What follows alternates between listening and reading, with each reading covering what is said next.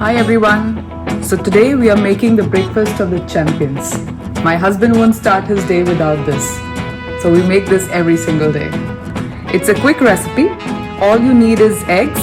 I'm starting with 2 eggs, 3 teaspoons of oats, you could use instant or rolled oats, 1 teaspoon of hemp seeds, handful of chopped broccoli, handful of chopped green bell pepper or capsicum, chopped onion, some turmeric, salt to taste, and some black pepper. Let's get started.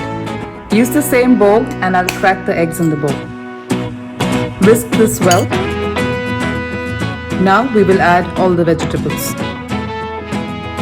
Add the hemp seeds and add the oats and mix all of these well.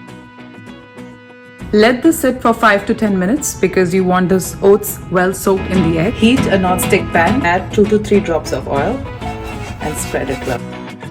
Now we will add the egg. We will cook this for about 5 to 6 minutes. After 5 to 6 minutes, lift the lid. You can see that it started cooking. At this time, we will flip it.